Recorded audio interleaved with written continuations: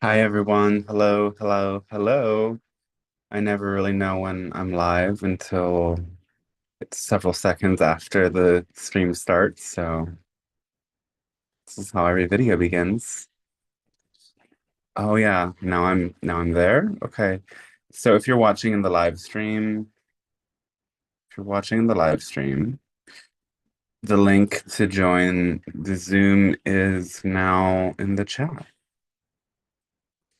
So these live streams happen pretty regularly, at least once a month, but they might happen more often depending on things.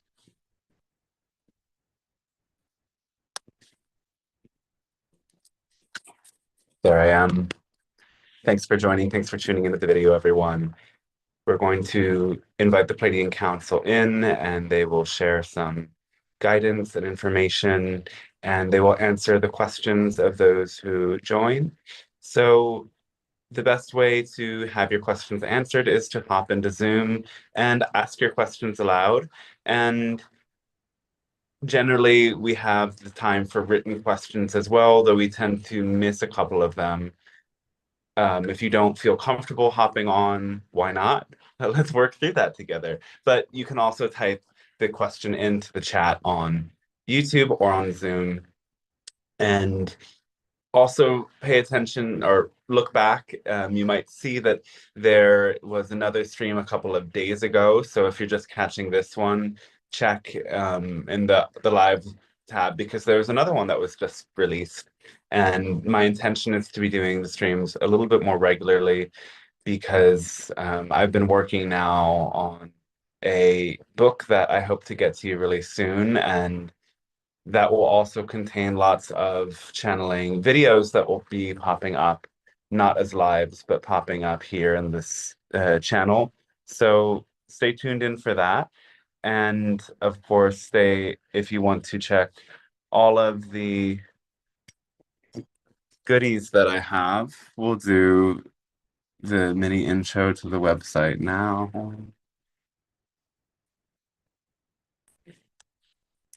So DanteStarshine.com, type it in. And if you come here, you can put your email in the email list thing, and then you'll be regularly updated whenever we're having the live stream. You get the link, and it's helpful if you might miss it on social media because, the algorithm, and oftentimes these are announced a little bit short notice. Then on the menu, there's lots of great info here. There's a channeling course that's enrolling. There's different types of channeling and healing sessions. And some of these last guidebooks to living love on earth is the first channel book. Then this is the second one. And you can also come here to get to the ways to contact me to book a session. I need to change the Calendly, so don't do it that way, but you can send me an email. And if you want to support these live streams, which are supported through donations, covering the costs of everything it takes to make this easy and recurring, you can do so. And I really appreciate that. It's a huge support to make this easier and possible. Yeah. Okay, so if anybody keeps track of the time, I need to keep this one to about an hour. So I'd appreciate that reminder. And anyway, I'll see you on the other side. Also make sure that you're muted if you're in the Zoom and you're not speaking. Do you want us to help you monitor anything? Oh yeah, thanks. Yeah. Oh, hi, Carol. Welcome. Hi. Hi, Dr. There we go. Okay.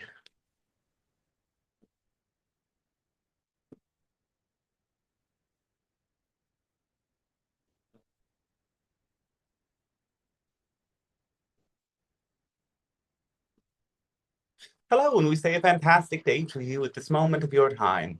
We are the Pleiadian Council. We thank you for allowing this transmission to take place.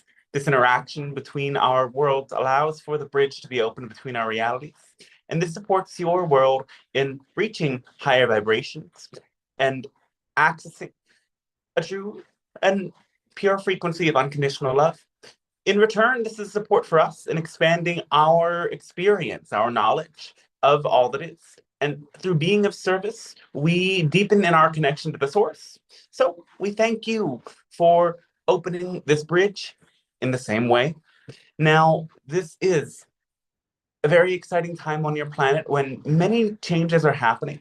And to ride the wave of the changes in the best way, it's important to have your own balance. You don't necessarily need to know everything that's changing to be ever more prepared every day to express yourself in the clearest way, to ride the wave of your own passion in the clearest way, and let love ripple through your own personal experience, hopefully in ways that serve those around you, as this is the greatest way to amplify your own connection to the source. Today, we have titled this transmission The Power of Satisfaction. And this is because you have a challenge to be satisfied. That is the innate part of the human experience and the mechanism of desire, which, as soon as you fulfill a desire, that experience of satisfaction is often momentary. It's often very fleeting or ephemeral. And you feel it briefly up until the point that a new desire is born. And when you understand this process, this doesn't really impact you in a negative way. But when you have an expectation for the feeling of satisfaction to be lasting, or for the experience of satisfaction to arise and continue through something external to you, you put yourself in a place of stagnation, of disappointment, of recurring loops, of challenge. And so to truly be liberated from disappointment, from fears, from many social constructs and many internal struggles you call mental well-being, you must practice being satisfied rather than seeking satisfaction. And this is a reorientation of your awareness to enjoy every experience, and the simplest of experiences. The simplest experience you can enjoy is the power of your breath. Simply by bringing your awareness to your breath and appreciating the fact that this life force is constantly available to you in your world. And it gives you focus, it gives you life, it gives you energy, can allow you to be ever appreciative. And if you can find satisfaction in something this simple, you will amplify the degree of satisfaction that you experience in everything else. Now, to be satisfied is somewhat of a challenge when you've been conditioned to constantly desire more. And this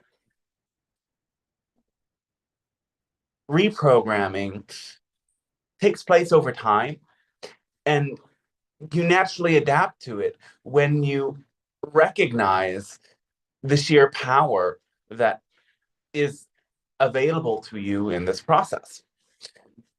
Consider desire is something that is unfortunately maligned in many religious stories and ideologies.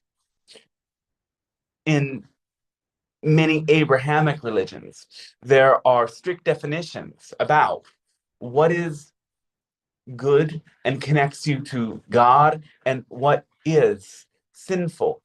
And many of the sinful things are natural things that all humans desire, like the pleasures of life, the pleasures of connecting intimately with other beings and celebrating in natural ways with other beings and enjoying the sensual nature of the human experience. None of these are genuinely sinful, but anything that gives you experiences of pleasure, can keep you trapped in that loop of never feeling satisfied and forever wanting more if you don't do it with the energy of presence, the energy of deep awareness at every step of the process.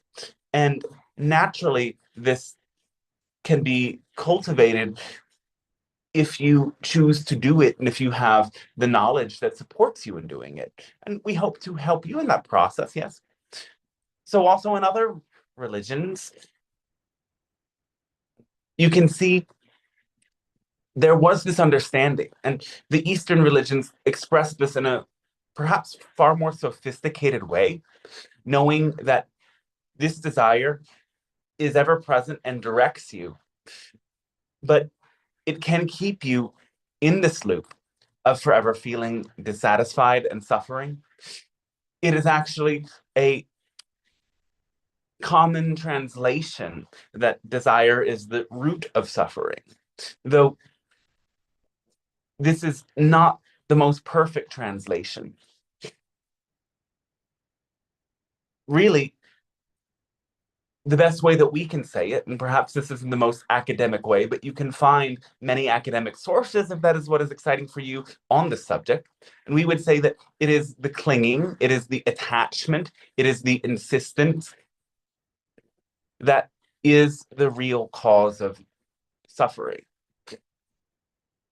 Because if you want something, but you're satisfied whether that thing that you want or that experience you want is happening or it's not happening, then that desire doesn't harm you. If you can enjoy the flower that emerges from the bush at a distance and feel satisfied with that without having to cut it off and put it in a vase on your desk, then this desire doesn't really harm you. Yet, the way that your world is set up has you all striving to get more and more things and hoard them and hoard, in a sense, more and more experiences, more and more identities, more and more ways of proving yourself to the world that you are whoever you say you are, when really none of those stories are ultimately real, yet nonetheless you cling to them. This is a deep sort of suffering that is incredibly common. But there are ways to free yourself. And actually, all of the teachings on this subject are essentially included in what many have called, the formula of acting on your highest passion to the best of your ability without insisting on any particular outcome. And this part, without insisting on any particular outcome, when you master it, it frees you from this clinging, from this attachment, from this, yes, insistence that causes you to suffer. And this is why, for many of you, this is actually the most important part of this formula. And genuinely, as we've said, all of these parts have to happen simultaneously. It's not a step-by-step thing. It's in every moment, am I acting on my heart's passion to the best of my ability and not insisting on an outcome? Because if you fail to do any one of these three things, you can't actually do the others right. So oftentimes when you don't know truly what is calling your heart and what is lighting up that feeling of excitement and enthusiasm for you genuinely, it is because that insistence on the outcome is becoming a block. It becomes a wall between your heart, which is a powerful magnetic center, and all of the other information and experiences and energies out there that generally, without this insistence in the way, your heart would magnetically be drawn to it and you wouldn't have to do anything. But when you insist and when you attach and when you grasp for things, this block prevents your heart from naturally feeling that inclination. So some of you, if you think that, yes, I don't know what it means to follow my heart's excitement, perhaps question, is it more true that I don't know what it means to let go of my insistence and let go of my attachments? And that's why I can't let spontaneity arise from my heart in the moment. Generally, that's more true. So to really learn how to be forever satisfied, we want to describe these qualities that we will speak far more about in the times to come. And there's many qualities, but we want to talk about the qualities we call the P qualities today, because they all start with that letter P, sort of like our name. Anyway, the qualities are presence, peace, passion, pleasure, purpose, and we believe there's another one. We will get to it. So all of these qualities are expressions of that force of love in your heart we guide you to listen to and allow to be that magnetic force directing your life. And some of these qualities, when they are not met in balance, can lead to that loop of dissatisfaction. The qualities that can certainly do that start with, well, pleasure. Yes, pleasure is something that genuinely charges you with life force and deepens your awareness into the moment when used in the right way. It allows you to access your greatest powers. When you lose yourself in the creative work, pleasure is part of what keeps you focused. When you lose yourself in learning and exploration of the world, pleasure is part of what keeps you most completely engaged. When you are with deep partners or friends, pleasure is a crucial part of that connection.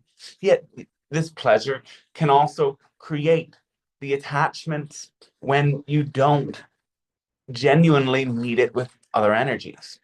And this is where these energies must seek balance. Pleasure is naturally balanced by presence, and presence is the quality of being completely immersed in the moment, completely aware of all of your sensations, completely in alignment in the way of noticing how your body is experiencing the moment, experiencing your posture, your direction of focus. How do the sensations move through your body? What happens when you start moving in direction? Presence means to be immersed in the environment and acknowledge all of the comings and goings of energy. Presence is learned through practices like meditation and self-inquiry and self-study, where you come to learn how your mind works, when you come to naturally observe and remain in a restful way. And these practices allow you to deepen into a more complete and expansive awareness and grounding. It allows your nervous system to find more balance, and it allows you to have the capacity to think before you react, as you generally gain a sense of neutrality and non-judgment of the sensations and emotions that arise within you, so that you can choose what to do rather than instantly reacting as a way to either suppress an unpleasant sensation or grasp for one that is pleasant. So when you can balance your pleasure with presence, then you allow yourself to find satisfaction in simple ways in every moment. You can feel satisfied with a degree of pleasure without rushing towards the most intense pleasure that you could find. And yes, a very simple way of putting this is that grounded pleasure that is met with presence will always understand the idea of repercussions and consequences, cause and effect. So you may know that having a few bites of food and having a satisfying meal is the sort of pleasure that might continue to be pleasure in the sense that you digest it well and easy, you feel restful, you feel quite well as the food integrates in the right way. But if you seek more and more pleasure by continuing to eat and continue to stuff yourself, while it's pleasurable for the mouth, it starts to be unpleasurable for the belly. And that unpleasurable sensation will generally last for some time because it will create difficult digestion and health problems. It's recognizing that true pleasure and true expression of any of these qualities we might come to describe is only genuine and real when it doesn't go to excess, because when it goes to excess, you lose that connection to the quality. It is not sustainable. It is not a sustainable expression of pleasure when you overindulge and overdrink and so on. So the next quality we want to describe is passion.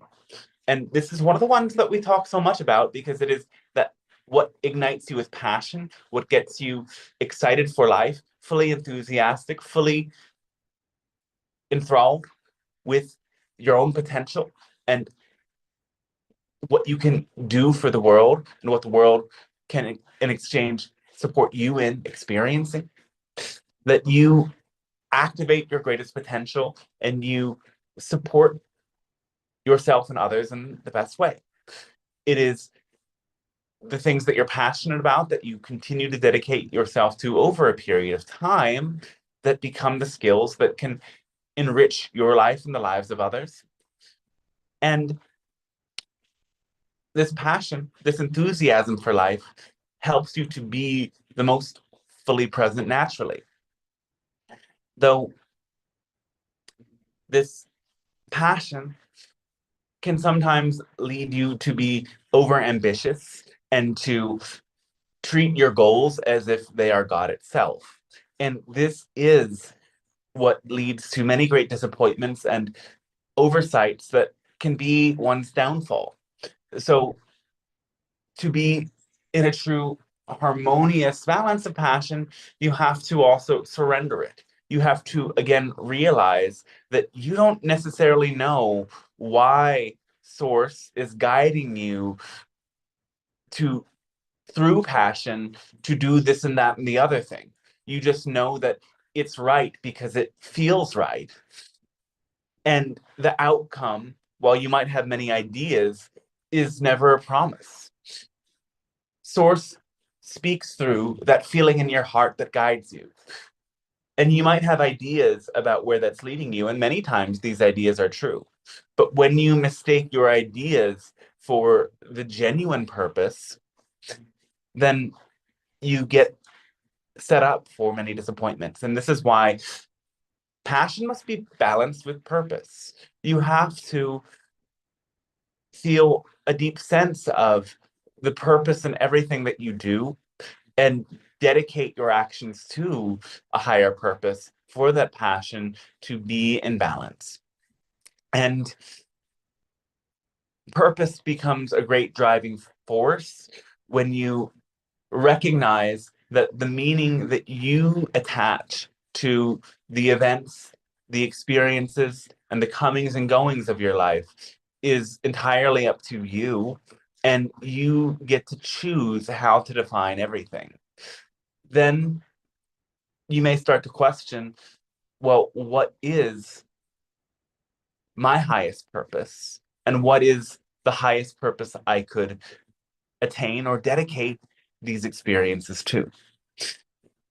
Remember what we say about the purpose of existence, and it is no more complex than for the source to know itself, because before the existence of this physical reality, source or God was an infinite and expansive consciousness without a mirror to see itself, therefore without self-awareness. The mirror that source needed to see itself was all of physical reality, all of what you call the known universe, which is genuinely a multiverse. And through creating this mirror as its own body, Source became self-referential. And that self-referential awareness is only possible through the intelligent and conscious beings that you are. And while you may attempt to think that you must attain this or that, even attain a level of enlightenment or liberation, or attain a job title, or attain manifesting certain things or experiences, whatever you think is your purpose, that's not really it. From the grandest perspective, your purpose is simply to be yourself and to know yourself, and that is how Source will see itself through you. And the way to best be yourself is to do what you feel passionate about. By recognizing the real purpose in things and not getting attached to your own definitions, you can transform any such disappointing experience by giving it a positive purpose and by returning to the more grand purpose and aligning your passion with that. The purpose of this loving source to express itself through all beings as all beings attuning to the vibration of love. Yes. When that is your purpose and that lights your heart up with love, then it all becomes about the process. And this balance of passion and purpose helps you to move from being a results-oriented being to a process-oriented being. Beings who are oriented towards results are very prone to the volatilities of existence. They will experience great disappointment and great challenge. Their energy will not be genuinely perpetual because they will lose tremendous energy whenever they encounter disappointment. To be process oriented allows you to have a sort of perpetual motion to your passion. It allows you to be so fully in the moment and fully engaged with what needs to happen now that setbacks that arise don't cause panic. They allow you to be forever grounded in the now. Finally, we want to speak of the last qualities, and they are power and peace. So power becomes something that drives you in a positive way when you know what true power is. And true power is nothing more than your own connection to your great capability. And this power activates in many flow states when you go past what you perceived before was your limit. And many experience this in flow states through creativity, through athletic performance, through performing on the stage with music or speaking.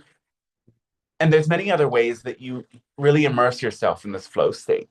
Power is accessing your peak performance, your greatest capabilities. Power is using all the control that you do have. And there's a very distorted expression of power in your world that is attempting to grasp for control over others. And this power is rooted not in peace, but in fear. This power is a corrupt and distorted experience that is at the root of many of the issues in your world now. And peace is the natural balance to this excessive seeking of power. Peace is the presence of acceptance in this moment. It is the recognition that many contradicting and differing beings and ideas can exist simultaneously without there needing to be a conflict. Peace is growing from that admiration of difference and variance rather than the judgment of it. Peace is bringing a total self-acceptance, and it allows you to surrender the control that you don't have. The peace to let go and to allow for a higher force to work through you, will support you in tapping into the truest power within you. You have to be genuinely satisfied with where you are and how you fit into this world in order for you to genuinely access the truest power within you. For whenever there is this craving for more control that arises from fear, you will, through the natural physics of it all, end up in a more fear-based state. Sometimes these experiences of attempting to grasp for more and more power and control are a necessary part in the journey of knowing what it means to truly let go. And this true letting go still allows you to have the control of your own thoughts, mind, and actions. But that's the only control you have. And when you can celebrate this control as your own expression of free will and find gratitude for that free will, then letting go of the choices that others make will bring you a true and complete sense of peace. There need to be no more proving of yourself to others. You simply channel your own power for the sake of being who you want to be.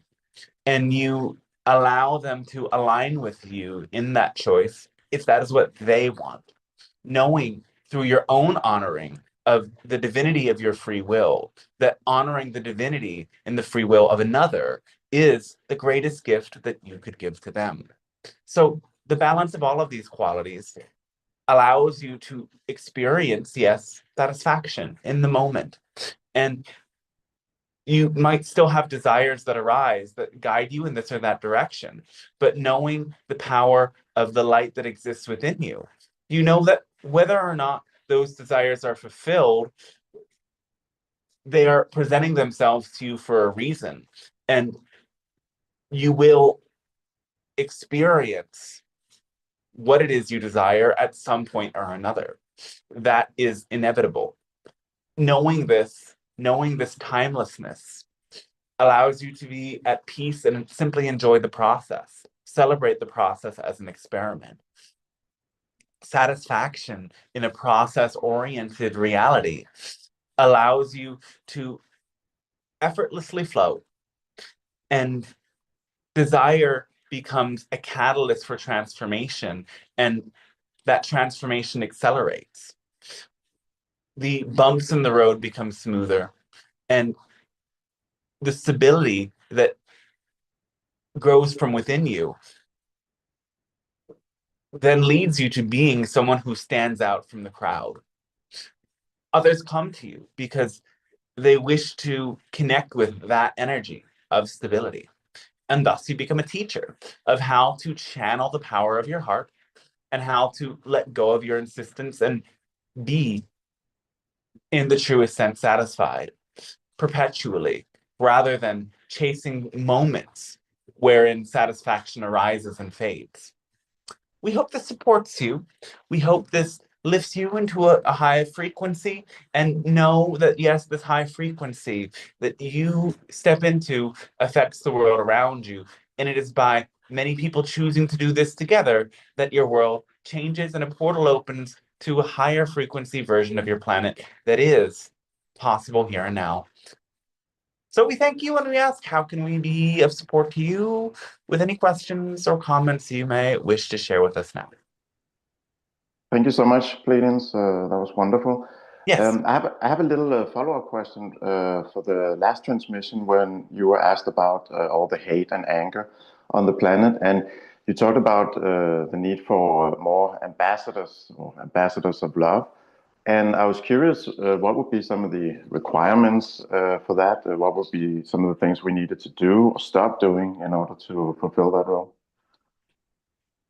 Well, you need all the qualities we just mentioned. You need to channel equally the power of all of those 6P qualities: passion, presence, pleasure, power, peace, and purpose. You absolutely need to connect with all of these and know what they really mean, and know that together they keep each other in balance. In terms of what you need to not do, you need to not insist on outcomes. Yes, you know that. And in terms of being an ambassador or somebody who brings that energy of peace to others, you have to not insist that you are able to change their point of view. And you have to not insist that even a harmonious agreement or conversation happens. Sometimes the process of evolution requires these experiences of conflict. And for you to recognize the higher purpose will support you in diligently using your energy in the ways that it serves you and not in ways that it doesn't serve.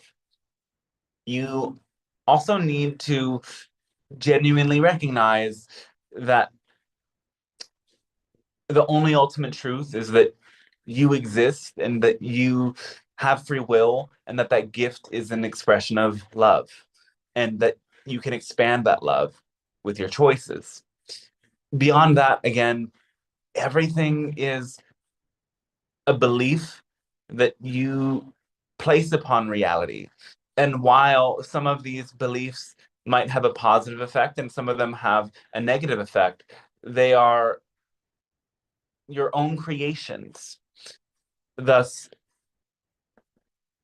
take responsibility for them and know that there's no point in enforcing your beliefs on others, even if they are positive beliefs. Instead, the most important thing for everyone to integrate in their understanding is the nature of belief. That it is, first of all, a creative force that creates your experience of reality. There's multiple levels of this, and that yes, belief creates your perception of reality, and as you perceive things a certain way, you therefore come to experience things in certain ways. And there's a bit of a delay in this process, and recognizing the delay is how you become more masterful. So you perceive something, and then as you react to that perception, the reality of your own ideas becomes more concrete. But if you interrupt the process of perception by recognizing the beliefs that are involved in your perception, you can redirect the flow of energy. And this understanding is very important. So, yes, understand beliefs in that they are creative and in that they are optional, in that it is your choice to uphold them and it is your choice to deconstruct them. And understand beliefs in that they can either paralyze you or they can catalyze your own greatest actions. There's much more to understand about this, and we've spoken a bit about it, and there's many materials that we have shared and others have shared that can help you more completely understand your beliefs. But again, that understanding is certainly required to be an ambassador, as in someone who is capable of interacting with the many beings and understanding how they work and how you can help them transform if that is what they would choose. Beautiful. Thank you so much. All right, thank you.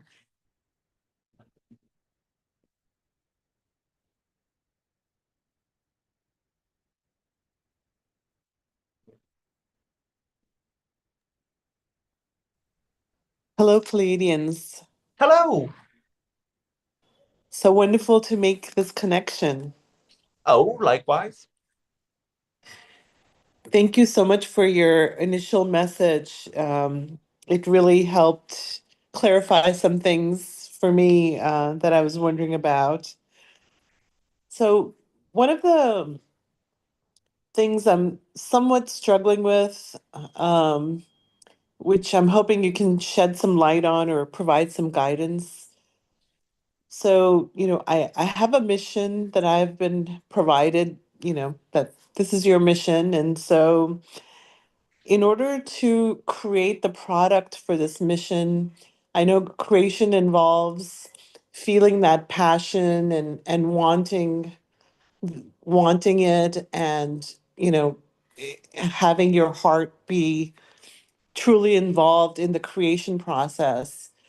Um, there are times where I feel a disconnect from, since the product didn't initiate for me, it was told to me as a mission, and I'm working towards it, but I don't have that, at least right now, I don't have that fire of passion for that creation, and I'm wondering how I can connect to it better. Well, this is a great way to understand that formula that we share with you. Act on your highest passion or excitement in the moment it arises. So that is a key into it that is difficult to include every time we say it. Otherwise, it would become a very, very long statement, right? So, yes, over the long term, you need to be acting on your passion again and again. And that's what leads to results and larger manifestations and what have you. Though the key is in the moment it arises, because responding to the moment and being present in the moment is how you generate momentum.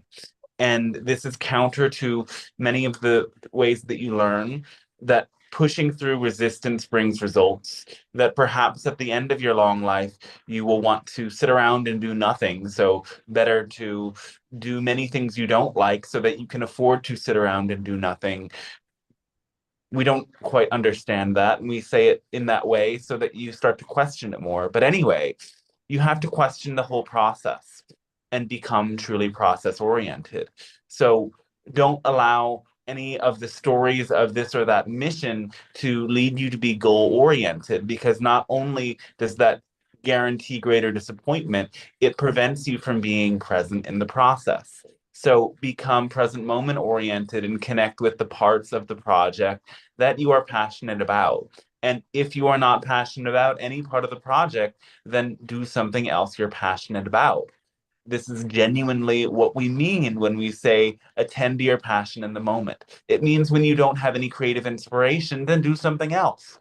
Take a walk in the park, call a friend, watch a film, read a book, exercise, cook a meal, paint your toenails. It doesn't matter. What matters most is that it is the genuinely most exciting thing that you can think of and you choose it. And the moment it stops being the most exciting thing and inspiration dawns on you to do something different, then do that. That's what it means to be fully process oriented.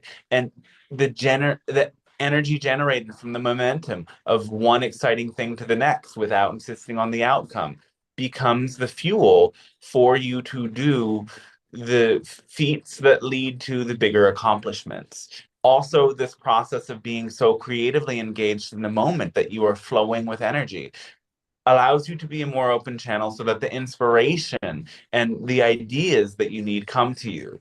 Recognize that you've never had a good idea when you've been frustrated. So you have to create a space of opening, of satisfaction in the moment, yes, and being process oriented so that your mind opens, so that the information that you need to take the next step can genuinely be received by you.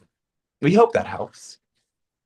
Yes, yes, it really does. It really, your initial opening message did make me reevaluate my approach. And I do realize I was being more results oriented. And I do need to allow the space to be more in the now in order for the passion to eventually rise organically. So thank you for that. That helps tremendously. Oh, great. Our thanks to you as well. Much love. Oh, our unconditional love to you as well. And we wish you a fantastic day.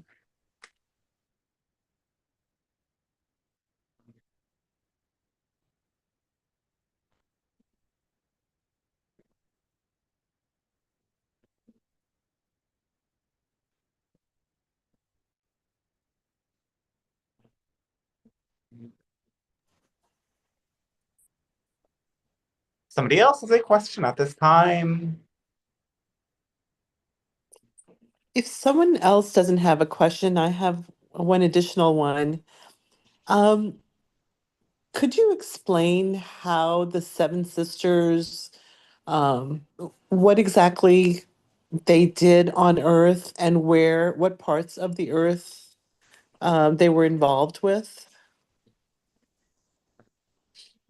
Well, the Seven Sisters are more of a consciousness that exists in an archetypal realm. So, in that sense, they did not physically walk upon the earth. There are, however, many different myths of the Seven Sisters because it is a universal archetype that points back to the reality of the seven chakras, the seven wheels that are representing the stages to the spiritual awakening.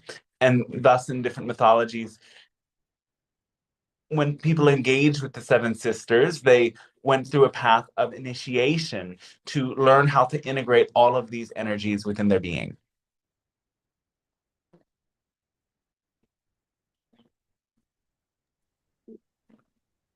So when someone works on their chakras or in the past when they were interacting with the energies of the Seven Sisters.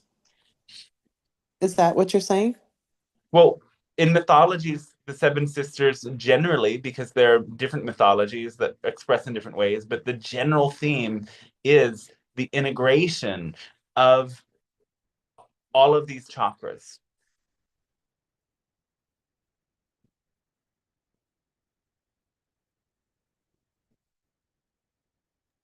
I see. Thank you. Yes.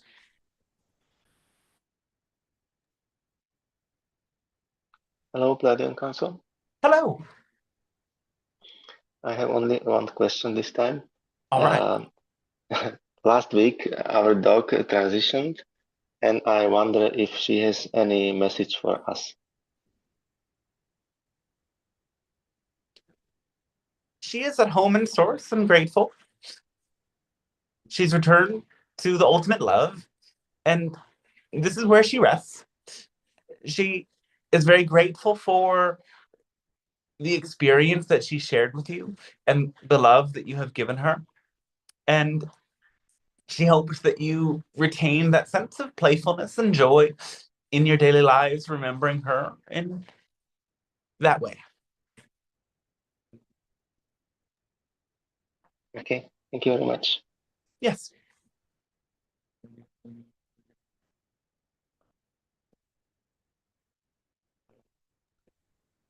Hello, Pleiadian Council. Hello, welcome. Thank you so much for this transmission.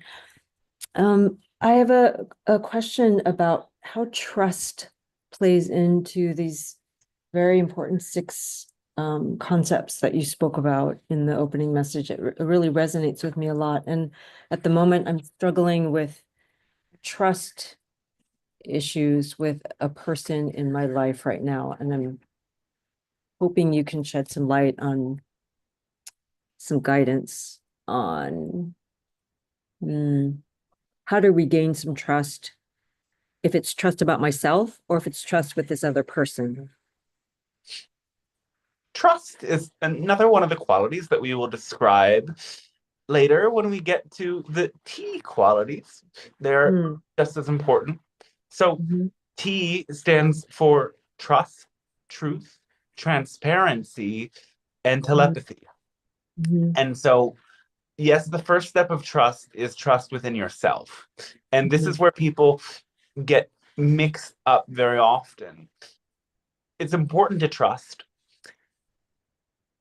And trusting another is how you genuinely let them deeply into your life. But that isn't always necessarily what will lead to the best relationship and the best process and results for you.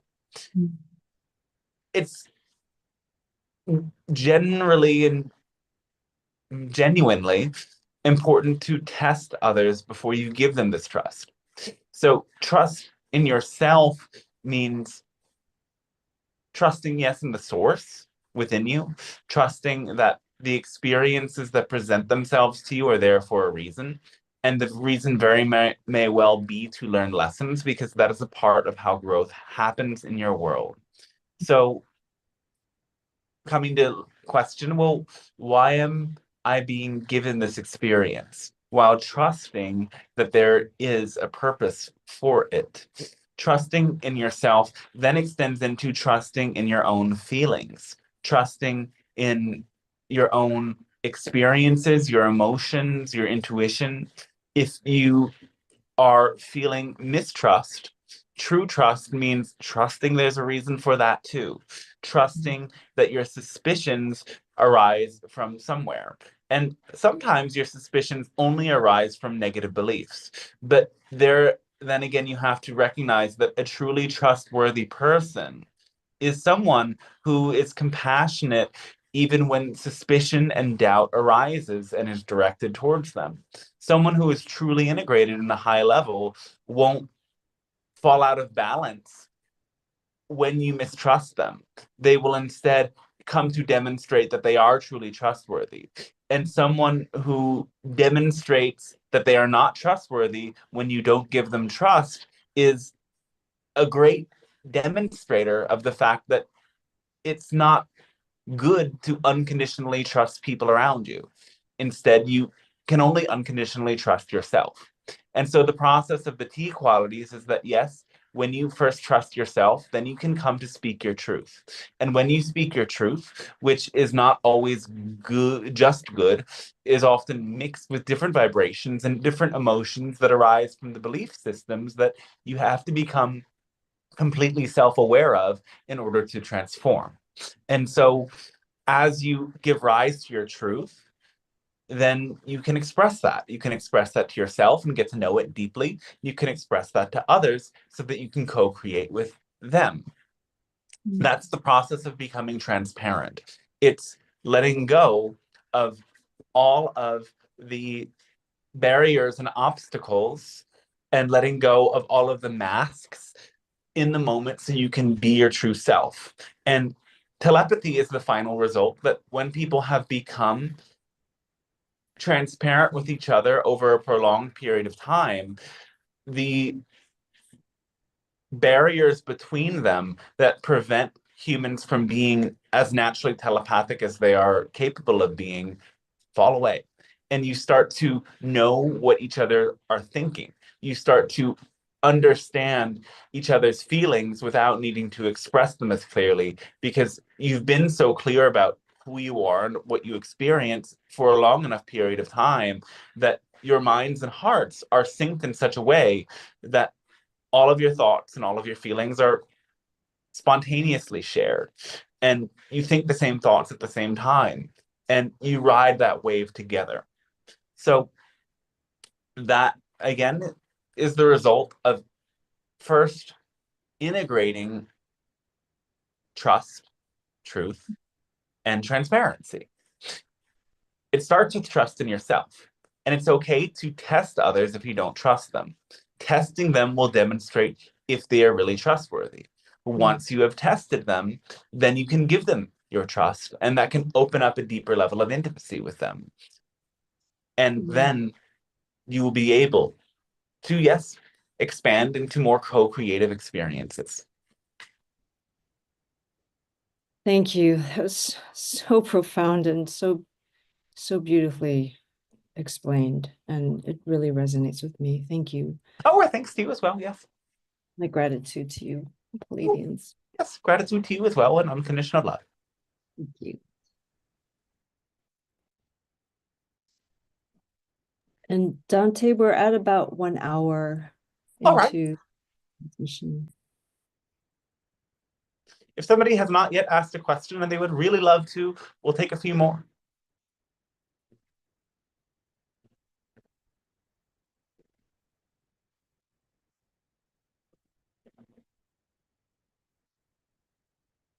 Okay, going once. Going twice. Well, we suppose that will be all. And we trust that this was a perfect transmission containing just the information that was relevant for all who attended today. And we hope that it synchronistically aligns with everything that you need to experience and transform in your own reality at this time, as it is a time of wondrous transformation. And there are incredible and even extreme windows of opportunity available to you now. We wish you a fantastic rest of your day and extend our unconditional love to all of you.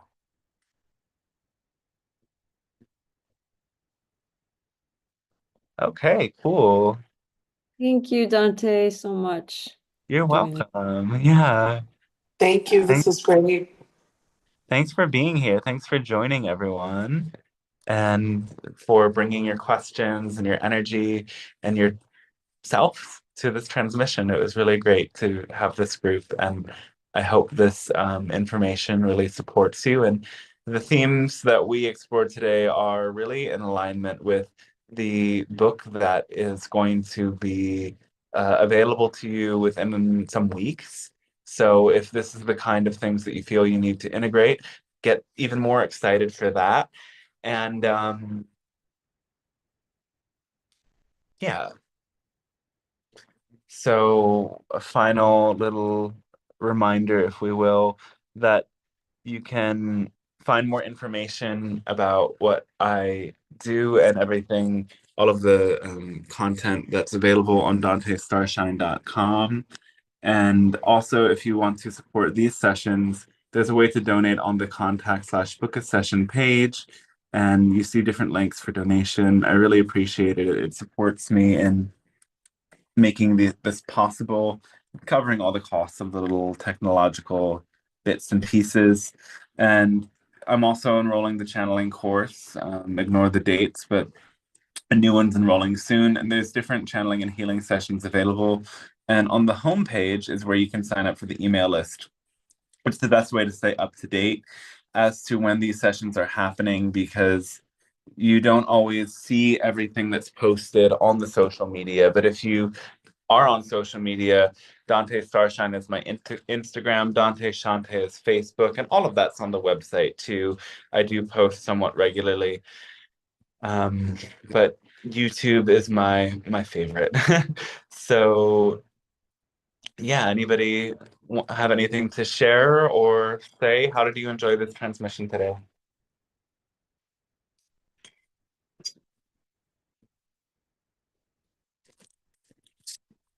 Speech. It was incredible.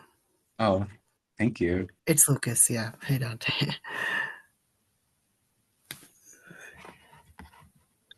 Spot on for me too, Dante. Thank you, Pleiadians. Yes. Yeah, great to hear.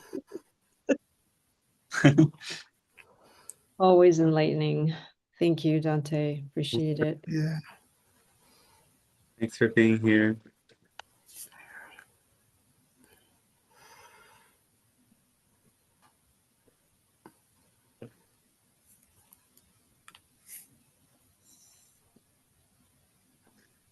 Okay, so hope to catch you next time. And yeah, check out the other video if you haven't watched it already. There was one uploaded a few days ago, and I really look forward to catching you in the future. And so does the Pleiadian Council and your own guides. And remember, in this multidimensional world, all of our guides are forever present in the moment when we deeply connect. And so let your guide shine through you, and catch you next time. Thanks, Dante. Thank you. Bye. Bye-bye. Appreciate you all. So